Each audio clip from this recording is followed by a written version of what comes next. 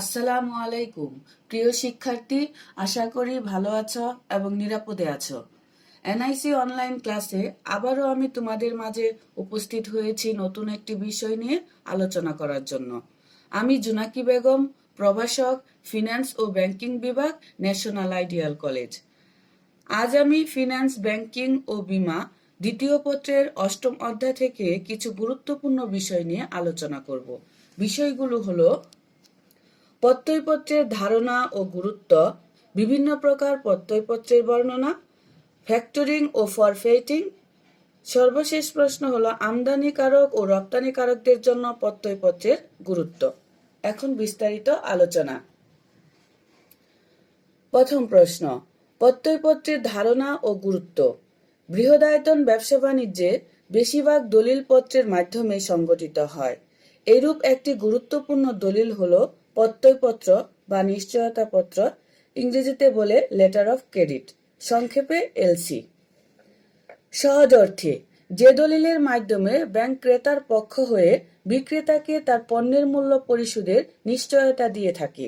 ব্যাপক অর্থে প্রত্যয়পত্র হল ব্যাংক কর্তৃক ইস্যুকৃত গ্রাহকের পক্ষে এমন এক ধরনের নিশ্চয়তাপত্র যার মাধ্যমে ব্যাংক আমদানিকারক বা ক্রেতার পক্ষে রপ্তানিকারক বা বিক্রেতার অনুকূলে আমদানিকৃত পণ্যের মূল্য পরিশোধ করবে এই মর্মে অঙ্গীকার প্রদান করে। বৈদেশিক বাণিজ্যে এইরূপ দলিল ব্যাপকভাবে ব্যবহৃত হলেও অভ্যন্তরীণ ব্যবসায়ে সীমিত পরিসরে ব্যবহৃত হয়। আমদানিকারক ও রপ্তানিকারকের দূরত্ব, মুদ্রার ভিন্নতা ও আইনগত নানান বাধা নিষেধের কারণে বৈদেশিক বাণিজ্যে মূল্য পরিশোধের বিষয়ে যে জটিলতা ও সন্দেহের সৃষ্টি হয় তা দূর করার জন্যই সমগ্র বিশ্বে নিরাপত্তার প্রতীক হিসেবে প্রত্যয়পত্রের আবির্ভাব ঘটেছে।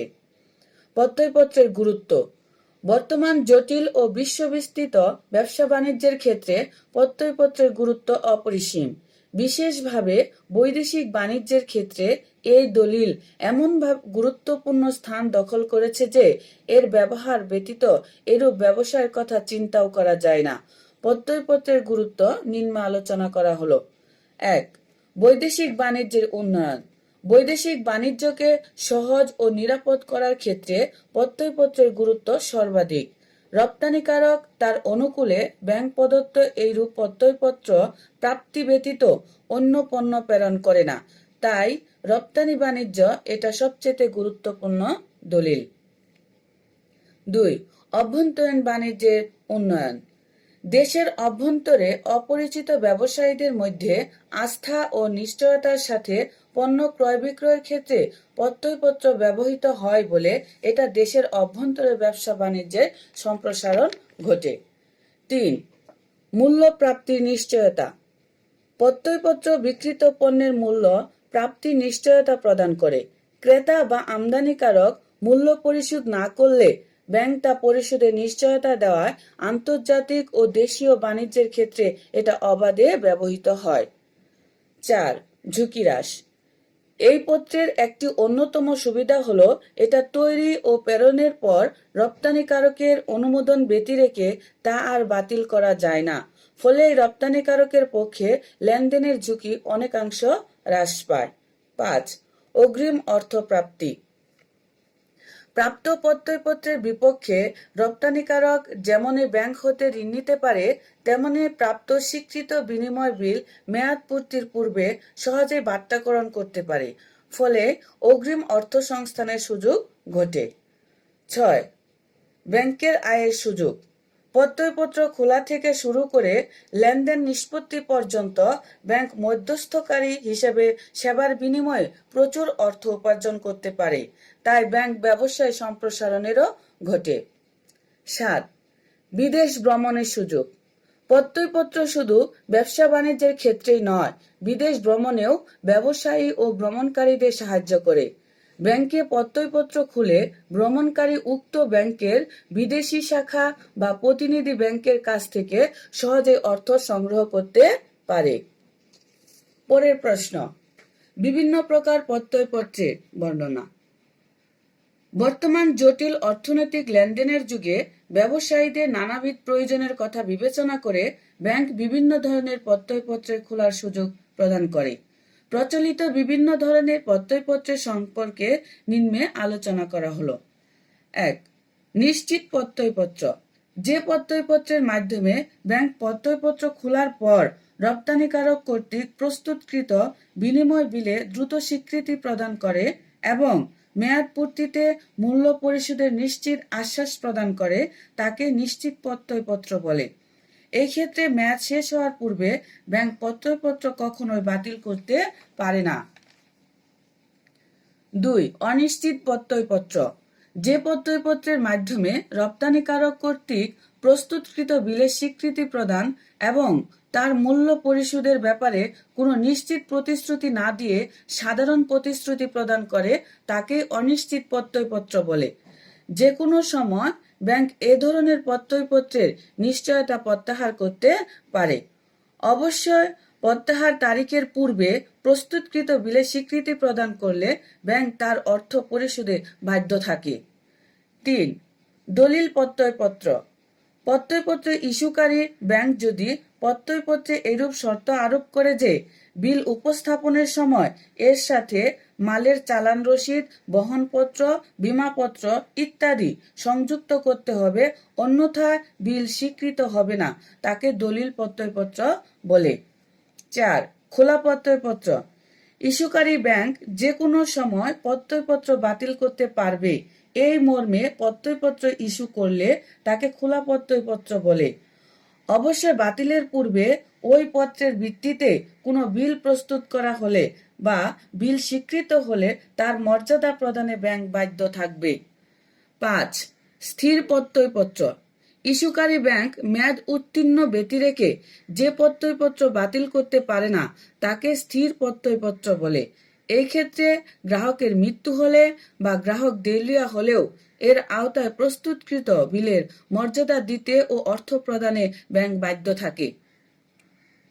6. নির্দিষ্ট প্রত্যয়পত্র। যে প্রত্যয়পত্র নির্দিষ্ট মেয়াদে নির্দিষ্ট পরিমাণ টাকার জন্য খোলা হয় এবং মেয়াদান্তে বা অর্থ পরিশোধিত হলে বাতিল বলে গণ্য হয় তাকে নির্দিষ্ট বা স্থায়ী প্রত্যয়পত্র বলে। 7. ঘূর্ণায়মান প্রত্যয়পত্র।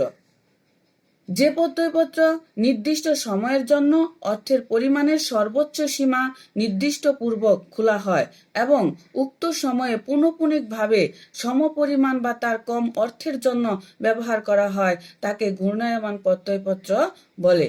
যেমন 3 মাস মেয়াদে 10 লক্ষ টাকার জন্য এ ধরনের প্রত্যয়পত্র খোলা হলো। ওই সময়ের মধ্যে 10 লক্ষ টাকা বা তার কম একাধিক লেনদেনের জন্য ওই একটি প্রত্যয়পত্র ব্যবহৃত হতে পারবে। বারবার প্রত্যয়পত্র খুলতে যেয়ে অর্থ জমা দেওয়া বা ঋণ মঞ্জুরের ঝামেলা থেকে গ্রাহকদের রেহাই দেওয়ার জন্য এইরূপ প্রত্যয়পত্রের উদ্ভব ঘটে। 8. অগ্রিম প্রত্যয়পত্র। রপ্তানিকারক বা বিক্রেতার অগ্রিম মূল্য পরিশোধ বা অর্থ সংস্থানের শর্তে যে প্রত্যয়পত্র খোলা হয় তাকে অগ্রিম প্রত্যয়পত্র বলে। 9. ভ্রমণকারী প্রত্যয়পত্র। ভ্রমণকারীর অনুকূলে ব্যাংক কর্তৃক যে প্রত্যয়পত্র ইস্যু করা হয় তাকে ভ্রমণকারী প্রত্যয়পত্র বলে। এতে ব্যাংক তার বিদেশস্থ শাখা বা প্রতিনিধি ব্যাংককে প্রত্যয়পত্রের আওতায় অর্থ প্রদানের নির্দেশ প্রদান করে। 10. ব্যাক টু ব্যাক প্রত্যয়পত্র। এক্ষেত্রে কোনো প্রত্যয়পত্রের গ্রহীতা এর বিপক্ষে বা এর জামানতের ভিত্তিতে অন্যের অনুকূলে ব্যাংক থেকে কোনো নতুন প্রত্যয়পত্র সংগ্রহ করে তাকে ব্যাক টু ব্যাক প্রত্যয়পত্র বলে। এরূপ প্রত্যয়পত্রের সুবিধা হলো ব্যাংক কোনো নগদ অর্থ প্রদান না করে প্রাপ্ত প্রত্যয়পত্রকে জামানত হিসেবে ব্যবহার করা যায় এবং এর বিপক্ষে নতুন প্রত্যয়পত্র সংগ্রহ করা যায়। প্রিয় শিক্ষার্থী, প্রত্যয়পত্রের প্রকারভেদ আমাদের বহু নির্বাচনী প্রশ্ন এবং অনুধাবন তারপরে সৃজনশীল প্রশ্নের জন্য খুবই গুরুত্বপূর্ণ। তোমরা এই প্রকারভেদ ভালো করে শিখে নিবে। পরবর্তী প্রশ্ন, ফ্যাক্টরিং ও ফরফেইটিং। বৈদেশিক বাণিজ্যে অর্থায়নের ক্ষেত্রে ফ্যাক্টরিং ও ফরফেইটিং এক নতুন ব্যবস্থা। ব্যাংকসমূহ বৈদেশিক বাণিজ্যে একদিকে আমদানিকারককে প্রত্যয়পত্র খোলার সুযোগ দিয়ে এবং আমদানিকৃত পণ্যের মূল্য পরিশোধের ক্ষেত্রে ঋণ মঞ্জুর করে যেমনি অর্থায়ন করে, তেমনি রপ্তানিকারককে রপ্তানিকৃত পণ্যের মূল্য উৎপাদন বা সংগ্রহে ঋণ মঞ্জুর করে থাকে। এইরূপ বাণিজ্যে বিনিময় বিল বা অঙ্গীকারপত্র কেন্দ্রিক একটা স্বতন্ত্র ব্যবসা কার্য হিসাবে ফ্যাক্টরিং ও ফরফেইটিং জনপ্রিয় হয়ে উঠেছে। নিম্নে বিস্তারিত আলোচনা করা হলো। ফ্যাক্টরিং, প্রাপ্য বিল মেয়াদ পূর্তির পূর্বে কোনো ফ্যাক্টরের নিকট কম দামে বিক্রয় করে অর্থ সংগ্রহ করাকেই ফ্যাক্টরিং বলে। কোনো ব্যাংক বা আর্থিক প্রতিষ্ঠান প্রাপ্য বিল এভাবে কম দামে কিনে মেয়াদ পূর্তিতে দেনাদার থেকে এর অর্থ সংগ্রহ করে ব্যবসা করলে তাকে ফ্যাক্টর বলে। প্রাপ্য বিলের বিক্রেতা এবং ফ্যাক্টরের মধ্যে এইরূপ ক্রয় বিক্রয় সংক্রান্ত বিষয়ে শর্ত উল্লেখ করে যে চুক্তি সম্পাদিত হয় তাকে ফ্যাক্টরিং চুক্তি বলে। ফ্যাক্টরিং এর বেলায় সতর্কতা রিজার্ভ হিসাবে ফ্যাক্টর একটি নির্দিষ্ট অর্থ কিছুদিনের জন্য রেখে দেয়, কিন্তু ক্ষতিপূরণের জন্য যেরূপ সুদ দিতে হয় আলোচ্য রিজার্ভের জন্য কোনো সুদ দিতে হয় না। ফ্যাক্টরিং এর ক্ষেত্রে শর্তের কড়াকড়ি কোনো চুক্তি নেই। এতে ঋণ ব্যবস্থাপনা প্রশাসনের খরচ পরিহার করা সম্ভব। তবে কমিশন, প্রদত্ত অর্থের উপর সুদ ইত্যাদি মিলিয়ে ফ্যাক্টরিং এর ব্যয় তুলনামূলকভাবে বেশি হতে পারে। ফরফেইটিং, বৈদেশিক বাণিজ্যে আমদানিকারক ও রপ্তানিকারককে প্রাপ্য বিলের বিপক্ষে স্বল্প ও মধ্যমেয়াদী অর্থায়নের আধুনিক ব্যবস্থাকেই ফরফেইটিং বলে। ফ্যাক্টরিং এর ক্ষেত্রে বিল ক্রয়, হিসাব সংরক্ষণ, বিলের অর্থ আদায় ইত্যাদি বিষয় মুখ্য, কিন্তু ফরফেইটিং এর ক্ষেত্রে কার্যক্রম এর মধ্যে সীমাবদ্ধ থাকে না। এক্ষেত্রে শুধু আদায়ই নয়, আমদানিকারক ও রপ্তানিকারকের মধ্যকার প্রস্তাবিত পুরো লেনদেনকেই বিবেচনা করা হয়। ফরফেইটিং হলো রপ্তানি বাণিজ্যের অর্থায়নের একটি কৌশল। মূলত যখন দীর্ঘমেয়াদী পরিশোধ পদ্ধতি থাকে অথবা উচ্চ ঝুঁকি সংক্রান্ত বিনিময় পদ্ধতি থাকে তখন ফরফেইটিং করা হয়। ফরফেইটিং এর মাধ্যমে একটি ব্যাংক চালানের বিপরীতে অথবা আমদানিকারক ব্যাংকের নিশ্চয়তার উপর নির্ভর করে রপ্তানিকারককে অগ্রিম অর্থ সরবরাহ করে থাকে।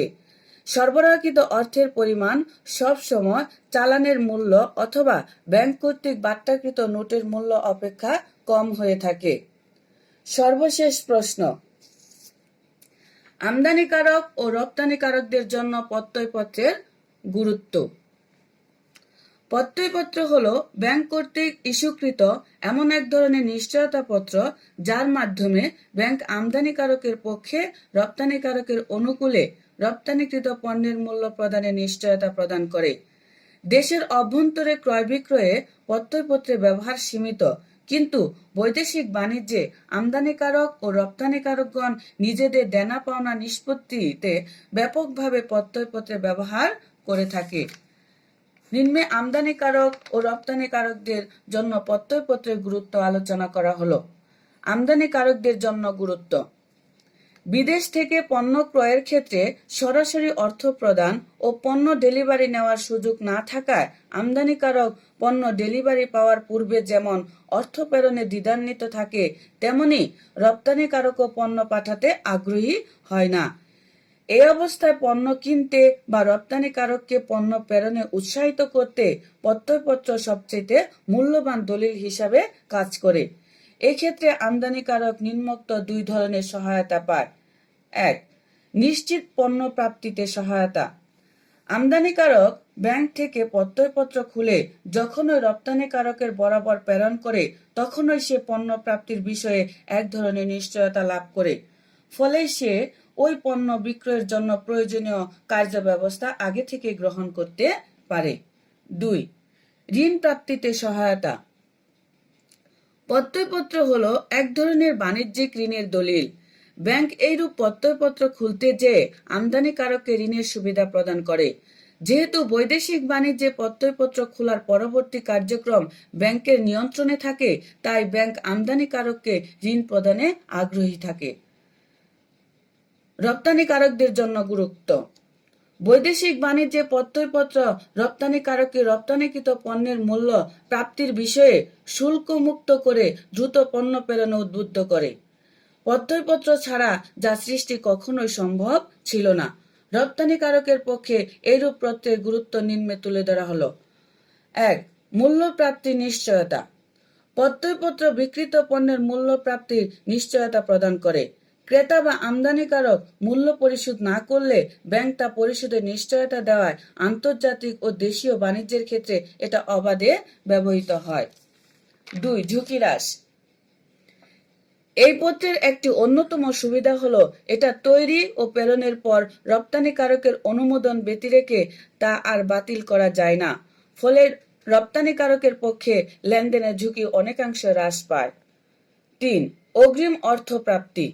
প্রাপ্ত প্রত্যয়পত্রের বিপক্ষে রপ্তানিকারক যেমনি ব্যাংক ঋণ দিতে পারে, তেমনি প্রাপ্ত স্বীকৃত বিনিময় বিল মেয়াদ পূর্তির পূর্বে সহজে বাট্যাকরণ করতে পারে। ফলে অগ্রিম অর্থ সংস্থানের সুযোগ ঘটে। আজ এটুকুই। ভালো থেকো, সুস্থ থেকো। আল্লাহ হাফেজ। আসসালামু আলাইকুম।